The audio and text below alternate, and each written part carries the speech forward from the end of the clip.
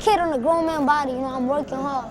Trying to get my mom out of here. Before Bouba Savage would become one of the youngest hip-hop performers ever, he was born Boubacar Diallo on October 17th, 2006 in Conakry, Guinea. That's where Diallo would spend the first decade of his life growing up in an Islamic family in West Africa, where he learned to appreciate hot sauce as a go-to condiment and got pretty good at basketball and soccer to boot. Unfortunately, he was a little less interested in reading every single page of the Quran during class hours, and when he did make the mistake of falling asleep, his teachers would ensure he regretted it by whipping his hand with a wire coat hanger. Yeah, they don't play in those West Africa schools. You think you got it hard here?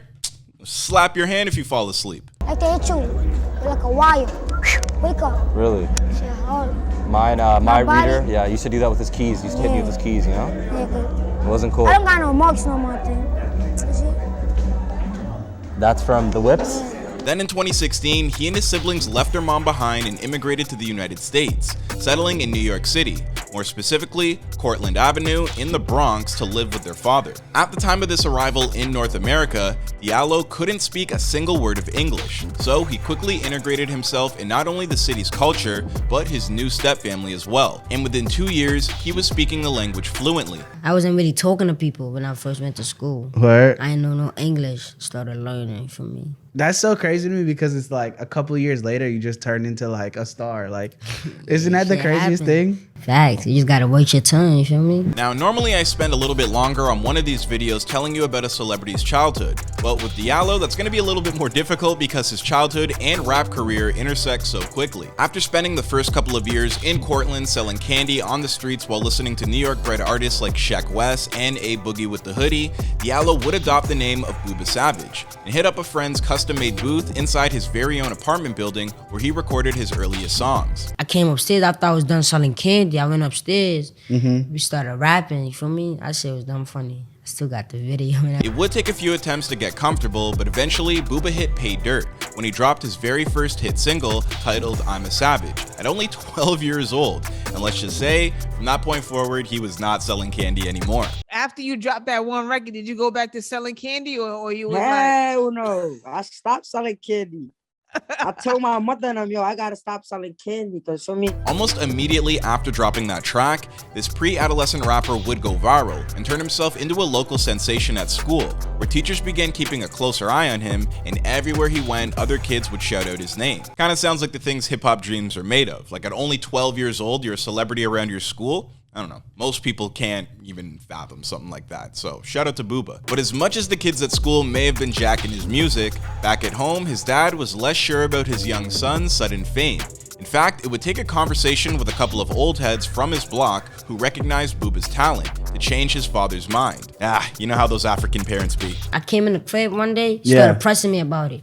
And that's when I ran back outside to go grab those two guys, feel me, Cisco and Ray Billy. To let him know, like... Came back upstairs with them so they could talk to my pops, so they could let them know. Like, so you they could let them know straight, what's like up. And really, how could Pops not come around? I mean, after all, Bouba's talent was so undeniable, not to mention novel, that he almost instantaneously received cosigns from big-name artists like Lil Uzi Vert, his idol A Boogie with the Hoodie, and even Rihanna. Like Riri? Like Fenty Sap, like the girl that used to make Pon de Replay and Disturbias and stuff. I don't know if she still makes music, but anyways, cosign from Rihanna? I don't know. Your life is made, bro. I saw a picture of you and Rihanna. She was hugging It was an A$AP Rocky show, so I saw that, you know, I'm a fan of Rihanna. I'm like, hi. Can I take a picture with you before she leaves? She's like, yeah. So, you know, I'm a small kid. I know what's gonna go viral and what's not gonna go viral. And before he knew it, Bouba Savage would be associating himself with some of those talented artists as well. I still can't get over this. Rihanna? I should have started rapping at 12 years old too. Bouba Savage's two earliest releases, Me and I'm a Savage, were co-written alongside an OG from his block. But afterwards, he began punching in and freestyling the vast majority of his music over the next year, including his follow-up singles like Savage Talk and Clout. Then, in 2019, Bouba would have another massive hit on his hands, with a collaborative track alongside Kenny Beats titled Bust It Down. Shortly thereafter, Savage hit meme status not once, but twice. First, when he was caught acting every bit his age, terrified at the prospect of riding an amusement park roller coaster. Which, I don't know, it's kind of unfair, man. He's a kid, not all of us like, especially black people. We are not roller coaster people, man. Oh, please! Sorry, it's going again. Oh, no! Yo, get me out! Get me out! I'm not doing this! Stop, yo, miss. Yo, we going to yes? Excuse me, no. And next, when he was performing alongside A$AP Rocky for Yams Day, only to get picked up by his co-star and thrown directly into the crowd. Soon after that, the pandemic hit and Booba had to pump the brakes a little bit. For the next while, he wouldn't head outside all that much, like all of us during that time, and instead spent most of his days playing Fortnite alongside his little brother in the crib. But stay-at-home orders wouldn't last forever, and by the time that was all over and done with, Bouba Savage was ready to level up once again. Not only would Savage be blessed with the chance to appear alongside his idol A Boogie with the Hoodie in a music video for his 2021 single, Wanna Hate, but later that year, he'd earn his opportunity to be signed to Boogie's Highbridge, the label as well. Ever since Booba began enacting his master plan to become the GOAT, not only is he keeping his music career alive by inching his way ever closer to his debut project tentatively titled It's Amazing, but he's also setting his sights on becoming an actor. Most importantly, after teaming up with Highbridge, Booba is getting a first-hand taste of how massive success can totally transform the narrative of his life, and he's now determined to move his entire family out of the crib, which, considering this dude has over a dozen siblings on his father's side alone,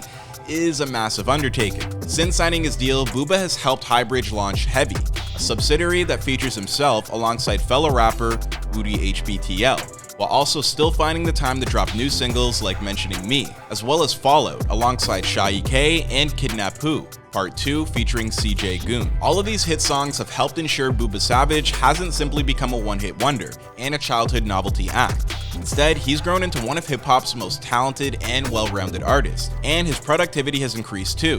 These days, Bouba Savage is dropping at least one new song a month, and oftentimes two. Now, all we need to do is lock him in a booth and get him to commit to his debut project, because as of right now, we're still waiting on an official release date. You know how fans can get when they don't get a release date. But I mean, hey, when you're looking to give something the title of It's Amazing, you better deliver. Something I'm sure that Savage is no doubt well aware of. So where will his career go next from here? And will we one day be looking back at Bouba Savage as one of the all-time greats? Well, I mean, only time will tell. After all, this has been before they were famous. So thank you everybody for watching today's video, and before you head out, ask yourself this one question. If you moved to a new country at only 10 years old, would you immediately immerse yourself into that culture, or stick to what you're more comfortable with? Let me know your answers in the comment section down below. Otherwise, don't forget to like, subscribe, turn on your notifications to make sure you never miss a new episode, all that good stuff. And if you want to check out a few more come-ups, then be sure to check out our looks into the early days of Tata, Lowski, and Jazz Prince. My name is Clyde Smith, and I'll see you guys in another video.